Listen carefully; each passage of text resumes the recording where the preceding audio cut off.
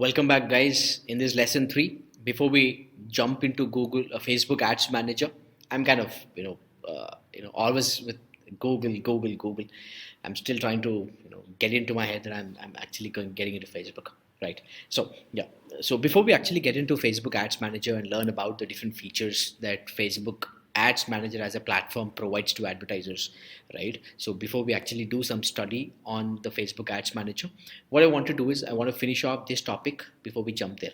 Now, the topic that I'm going to emphasize is, right, first two topics we've discussed how important it is to advertise on Facebook. And first, even before you get to Facebook, you have to understand where Facebook comes in your marketing strategy or in the customer's journey to purchase, where Facebook comes in that journey of a customer to the purchase, right? Where Facebook comes, right? Does it come in the initial stages? Does it come in the place where you have to engage with him and try and build that trust, or does it come in the last stage where you try and push him with the right offer and expect him to convert, right? So I've spoken extensively about the strategies because that is what is more important than the platform. Because remember, tool is only as good as you. If you're good at Facebook, it is not going to help you because tool is only as good as you. You have to understand the functional significance. You have to understand more about the marketing strategies because that is what will establish you, and that is how you can build your career, right? And Make Market exactly does that. So we're not a typical institute. We don't take everybody into bootcamp. We are very selective, and that is what puts us apart. That is what makes this program an aspirational program, and we get applications from across the country. We have international students also who apply for the program. So people who join the bootcamp, they are assessed. We have something called program fitness test. If somebody clears the program fitness test, only then they'll be taken into the bootcamp. So it's not typical digital marketing institute where people come with a different mindset and say, I'm going to learn digital marketing. No, we don't train those people. We only want people who are problem solvers and out of the box thinkers. Right. Keeping that aside, I'm giving this because if you're really interested to learn a little bit more about the marketing and really build your career, then you need to do something beyond, and that's exactly what we offer in bootcamp. Keeping that aside, I'm not doing a sales pitch. Keeping that aside, I want to first talk about or emphasize this on users spend so much of time, or maybe your prospects also spend so much of time on Facebook. So my question is, why people spend so much time, or while they're spending so much of time, what do they do? What do they do? What do they do? Right? They spend so much of time. If you ask people, hey, how much time do you spend on Facebook? People might say 2 hours, 3 hours, or some people say half hour. Now my question is, what do they do on Facebook?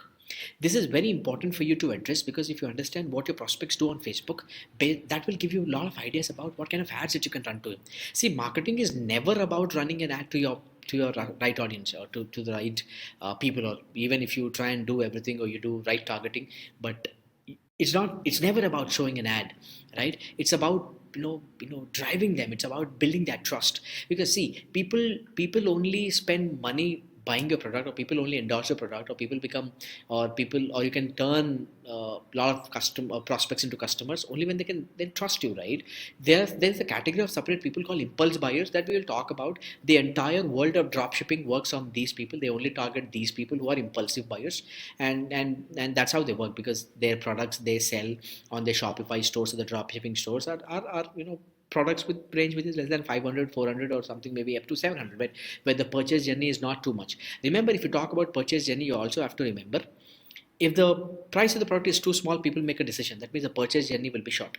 But if the price of the product is too high, then the purchase journey will also be long. That means, for example, if I sell you something for 35,000 rupees, essentially you will take like 15-20 days to decide, or maybe 10 days to decide. But if I say, hey, I'll give you 50 videos and the price is only 200, you might make that quick decision. So when you learn about marketing, it's never about showing an ad. You have to understand all these things, how long you'll show them. Now, what happens after you show the ad? See, you create a campaign, you serve the ad, but what next? If you can't answer what's next, then the very purpose of creating a first campaign is useless, is pointless. There's no practical no usage of that, right? That's why I keep saying you need to have a marketing plan, but along with marketing plan, you also need to have a follow-up plan, right? You can't just get sales by running one campaign or two campaigns. You have to have a complete plan, and that is when the multi-funnel strategy comes into picture. And that is exactly why I'm a big advocate of multi-funnel strategy, and that is why I say you can't just be a Facebook expert or a Google Ads expert or tag manager analytics. You got to understand how all these platforms work together, driving the person in their journey to purchase. Right. So yeah, I don't want to deviate. So my point here is I want to ask you first question: what people do on Facebook? Think about this. What people do on Facebook? They spend so much of time. You know what they do on Facebook? They only consume content. So a lot of people or whoever spends time on internet, they only do one thing. They consume content. They consume content. So if your prospect is spending 5 hours on the internet, remember how much of content is consuming, right? And he's consuming so much of content, and everybody wants that person to become their customer. And this customer or this soon to be your customer has only limited money. He doesn't have unlimited money that can buy all the products that he gets served with, right? So he has to prioritize that your product is more important for him, and he can choose to invest his little money on your product. That means he has to forego all the other advertisers who are reaching them. That will only happen when they really understand how important is the product. See, that is why first you have to understand, what is your product all about and what are you trying to solve. Remember, good marketing always begins with customer. If you don't put your customer at the beginning of your strategy, then it will never work, right? There's a saying that goes this way: only people who understand how big is the problem, those people spend big money to solve the problem. So you first have to find out what you're trying to solve, right? If you're not giving a solution to them, they probably, you cannot expect them to have, convert with you multiple times. He might buy a small product, but if you want to have a larger average value or order value, or if you want to have a high lifetime value of a customer, then you need to have something that is beyond, right? Okay, keeping that aside, I come back to that, keep that part in your head. But my question is, what people do on Facebook? They consume content. Now as they're consuming content, remember, and because they're consuming more of content, one thing that happened with user is they become buying resistance also. They've increased the resistance of buying. That's why these days people don't immediately buy, right? Because there's so much of competition, they get served with so much of content, so much of, they see so much of content, and everybody wants to sell them, so they become more resistant, they don't easily buy. That's one drawback. So in this culture, in this scenario, if you want to find your customer, then you got to come up with something very creative. And that is why I'm trying to help you understand what people do on internet. They consume content. So when you promote your business to these people, or when you want to reach out to these people, remember, your creative or your ad or the content that you want to use to reach them has to be something special, right? And that is why technically in the world of Facebook advertising, they emphasize more on something called bait. What is bait? Bait is something that you put to attract that customer, right? You put a bait to catch a fish, right? So that's exactly what you have to do. So you remember to what context they are trying to draw an analogy, right? They say you have to use bait. And what is a bait? Something that is irresistible, right? That is why you go on Facebook, you find all irresistible ads, right? Now I'll ask you one question. Think, if you go to Facebook and ask you, hey, you logged into Facebook, right? You say yes. So I say, why did you log in? You have no answer. What you're trying to look, you don't have no answer. Wait. Don't scroll down. Wait. What comes next? You have no answer. So people who come to Facebook, they don't even know what they're going to see. They have no idea. If they're scrolling down, they don't know what comes next. That means they're just ready. They're freaking ready to just receive whatever comes. So in that mindset of a user, you have to come up with something that will really occupy the space in their head. And that is why we always talk about something called brand recall. Lift in the brand recall. You gotta have that. And when that happens, people eventually trust you and buy from you, right? So it's very important that you know the psychology of the user's mindset as to why they log in and what do they do and what mindset they're into. See, if I go to Google, I go with a specific intent. I know why I'm going to google.com. You ask me, hey Prashant, why did you go to google.com? I'll tell you, this is why I've come to google.com. Why? It's a search engine, and you go with specific intent, and you know why you're going to google.com, correct? But the same Prashant, if it comes to Facebook, I don't know why I logged into Facebook. I don't know. If you ask me, hey, why did you log into Facebook? I kind of say, I don't know. Are you searching for something? I don't know. Okay, what comes next? Do you know what information comes next? I don't know. Look at the same person. The same person goes to Google is very, very clear. The same person comes to Facebook is not clear. So on Google, you have one kind of ads. On Facebook, you can't do the same kind of ads that you do on Facebook, Google ads, through Google ads. You have to be a little different, right? And again, and Facebook is all, these days Facebook is completely about videos, right? Now that is why the video market is really going. And if you want to really scale your business up using Facebook ads, then you got to invest heavily on your video ad campaigns as well, right? But remember, Facebook, it gives you an opportunity where you can present yourself in a visually attractive way to your prospects, and that will only happen when you can serve them the right content, a content that resonates with them. Remember, people, you have to remember this. You have to create ads that resonate with them, right? All right. And that is why technically we call bait, or you give them something which is kind of irresistible. Now, what's your motive? When you run your ads on Facebook, when people see your ad, they should not scroll down. They shouldn't scroll down. They should stop. Or if they scroll down, they should scroll up to see what they missed. Your ad should be so good. That means your offering should be so good, or your benefits that you show good, right? Only then you can think, yes, that's the see. Remember, in the world of digital marketing, Prashant, I show an ad here, it's called impression. I show an ad on Facebook, it's called impression. I show an ad on YouTube, it's called impression. But remember, all impressions are not equal. All impressions are not equal. Some impressions carry more weight, right? Depends on the context, depends on the mindset. And that's why some platforms are more expensive, right? For example, LinkedIn is very expensive. If you run a CPM campaign on LinkedIn, it's very expensive. Why?